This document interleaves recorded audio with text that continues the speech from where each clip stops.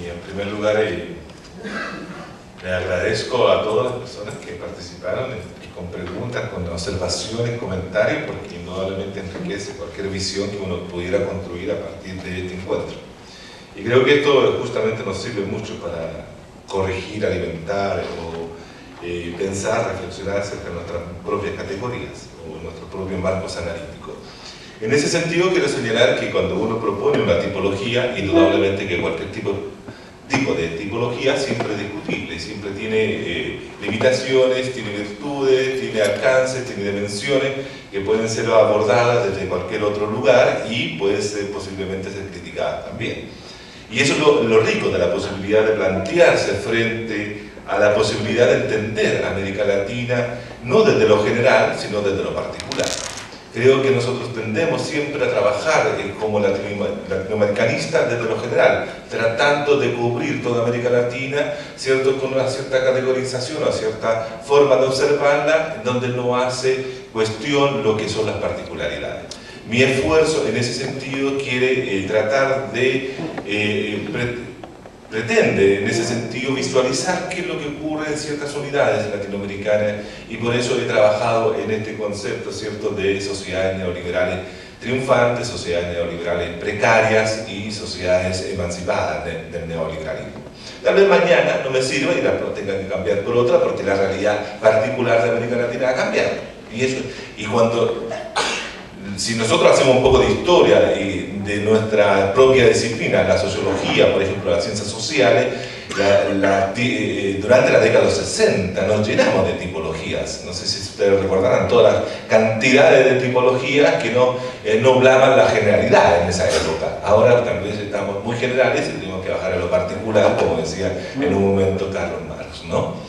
Entonces, en ese sentido, no quiere decir que cuando yo hago la tipología no esté pensando en lo que está inserta en América Latina. América Latina, como continente, está inserta en el proceso de globalización como receptor de globalización y no como productor de globalización.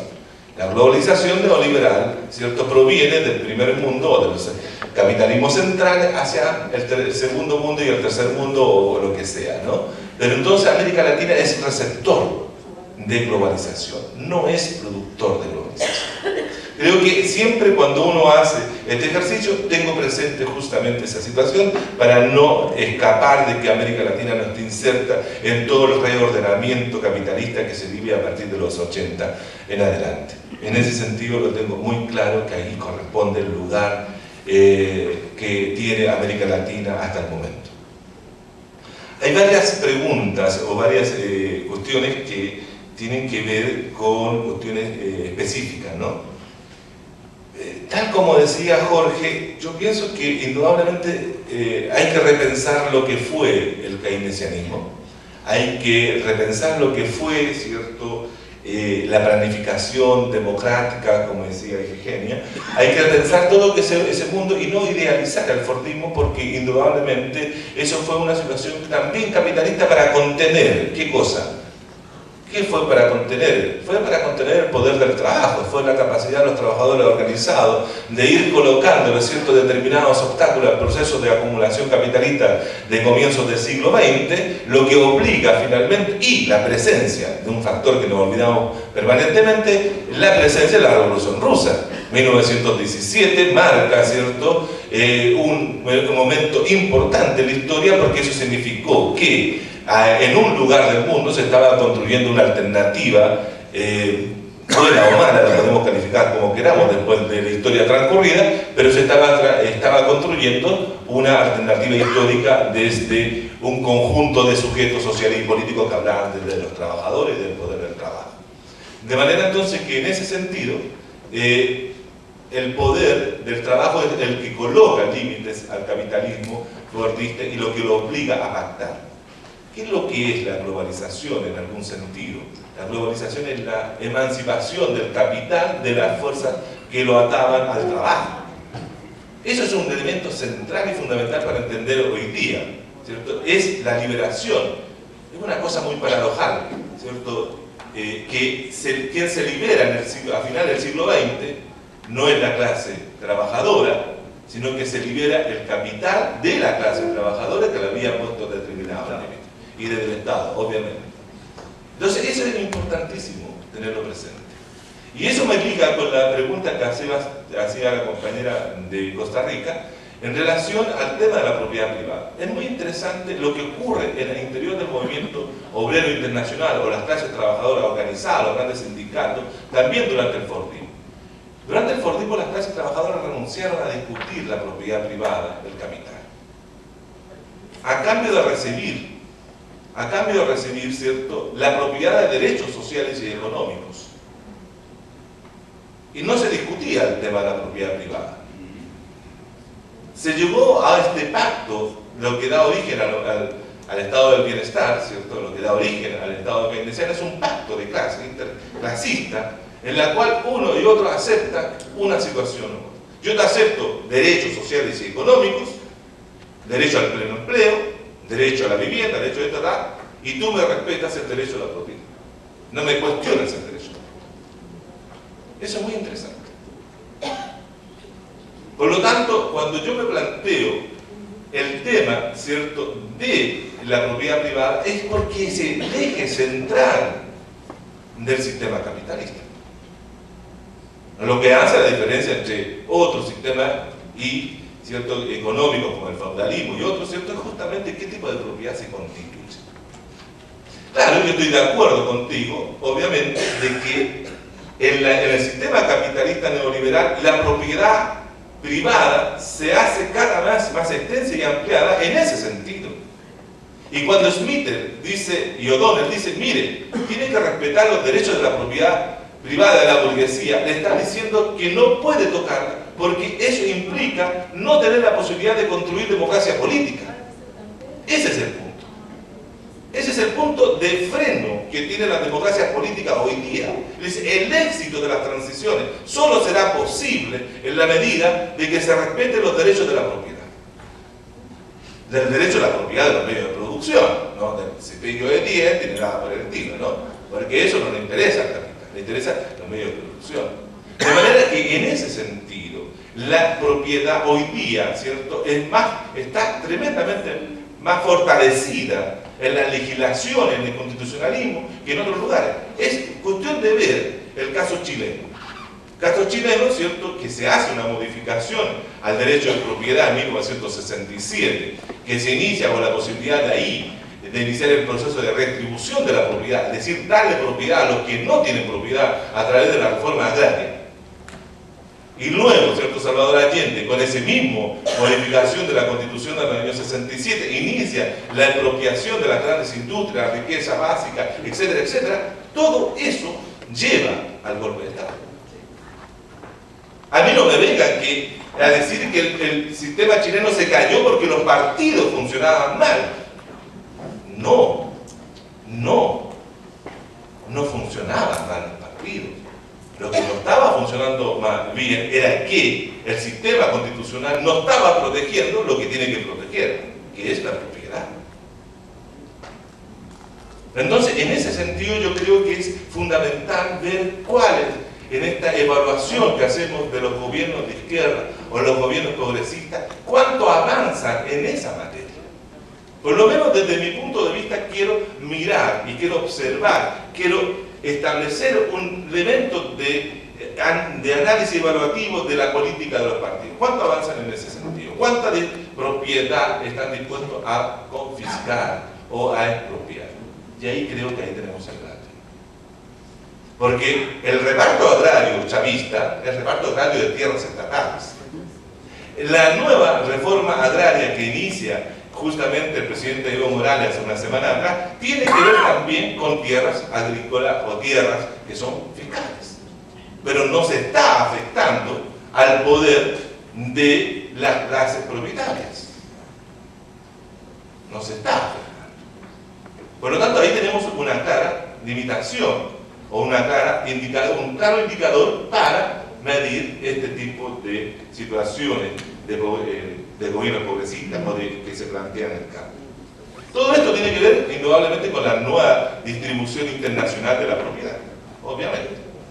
de las transnacionales, las corporaciones, la participación en los poderes globales, etcétera, actuando sobre nuestras sociedades, sobre nuestras economías, etcétera. De manera entonces que en ese sentido, la construcción de esta tipología nos permite también caracterizar de manera tal vez más precisa, o tal vez más ambigua, todo puede ser posible, cuáles son las sociedades a las cuales estamos enfrentando. Cuando yo hablo de las sociedades neoliberales precarias, y me refiero fundamentalmente a las sociedades neoliberales precarias andinas y centroamericanas que están en el paper, que está más extenso aquello, me refiero no tanto por la radicalidad que tiene el proceso al interior de las economías o sociedades centroamericanas, sino de los resultados finales. Porque este es un estado que lo estoy haciendo en función de un proceso histórico que viene hace 10, 15, 20 o 25 años, dependiendo de la sociedad que es. Por lo tanto, estoy mirando en esta situación. Y en ese sentido, las sociedades centroamericanas tuvieron en un momento determinado partidas profundas de radicalidad del ajuste estructural, pero no pasaron de lo que se llama la primera reforma, y no han profundizado debido a una serie de factores que yo coloco o desarrollo en la ponencia. De manera entonces que me estoy refiriendo fundamentalmente no al punto de partida, sino al punto de llegada. Son precarias en ese sentido, ¿no? En ese aspecto. Con respecto a... Bueno, uno siempre tiende a ser un poco respetuoso del lugar donde está, ¿no? Entonces, no quise nombrar a Brasil porque estoy en Brasil. Entonces, un invitado, un extranjero, no puede referirse al lugar donde está porque es de mala educación. Eso por lo menos enseñó mi papá. Y como somos muy marianos, hacemos caso a lo que dicen de otra manera. Pero voy en función de lo que tú planteas, voy a responder. Yo sitúo a Brasil en la primera categoría, en una sociedad liberal triunfante, pero con un aspecto diferenciado que en el caso chileno, que no es dominante pero no hegemónico. El neoliberalismo. Acá el neoliberalismo ha tenido, ¿cierto? ¿Qué es lo que ha hecho Lula, el presidente Lula? Que tanta esperanza despertó en toda América Latina y tanta esperanza despertó en todos nosotros, como que era un líder obrero venido desde abajo, que llegaba arriba y iba a hacer algo distinto. No hizo nada distinto. Desgraciadamente Lula siguió el camino o la ruta chilensis, que es, ¿cierto?, profundizar y ampliar el modelo neoliberal en la estructura más potente de la sociedad brasileña, que es la parte de servicios, comercio, finanzas, etcétera, porque ahí nos estamos refiriendo en ese sentido de ampliación. En ese aspecto, ¿cierto?, la relación con los empresarios le ha permitido ampliar lo que hizo Fernando Enrique Cardoso. ¿Me entiendes? Entonces, en ese sentido, todavía, pero dentro de las fuerzas políticas que acompañan a Lula ha habido también una crítica muy fuerte a la conducción, y eso ha permitido, ¿cierto?, desarrollar otras iniciativas en lo social que tienden a contener, a minorar lo que se está haciendo en la otra esfera. Sin embargo, no logra, ¿cierto?, ser una alternativa real y específica al neoliberalismo. Sigue conduciéndose dentro de ese margen y sigue conduciendo y haciendo cada vez más fuerte, por lo menos, esa estructura hacia una sociedad neoliberal. Las izquierdas latinoamericanas tienen que resolver dos problemas fundamentales que la atraviesan históricamente. Que es uno, el problema que en algún sentido lo decía Jorge, el tema de la relación clientelar con las bases sociales. Ese es un problema que la izquierda tiene que resolver. Porque el clientelismo, de una u otra forma, es un germen del autoritarismo. Y creo que ese también es un tema que la izquierda latinoamericana, la izquierda sin plural, ¿cierto?, con todos los matices de colores que tiene la izquierda, tiene que resolver alguna vez. Tiene que resolver el problema con el autoritarismo. El autoritarismo, el caudillismo, la figura del jefe, esas cosas, de una u otra forma, la izquierda latinoamericana tiene que dar cuenta si quiere construir una alternativa política viable. Y el otro tema que las izquierdas y la política en general latinoamericana, la política democrática, tiene que resolver en América Latina, tiene el tema de la corrupción. De la corrupción. Tiene que resolver ese tipo de cosas. Aquí hay un estilo de hacer política, una forma de resolver temas internos que está ligada a las formas corruptas de muchas veces desarrolladas, no solamente por los sectores dominantes, sino por todos. Y aquí hay un problema ético que hay que hacer la diferencia. La izquierda tiene que hacer la diferencia no solo en lo que propone, sino también en la forma como lo hace. Y la corrupción política en América Latina atraviesa a todos los partidos de la izquierda, a todos. Y ese es un problema que hay que, de una forma, atacar. ¿Y cómo hay que atacarlo? Desde los ciudadanos, desde nosotros mismos haciéndonos responsables de las organizaciones políticas que asumen discursos progresistas y democráticos a nombre de la emancipación de las clases dominadas. Porque tenemos que tener cuidado que quien nos lidera. Gracias.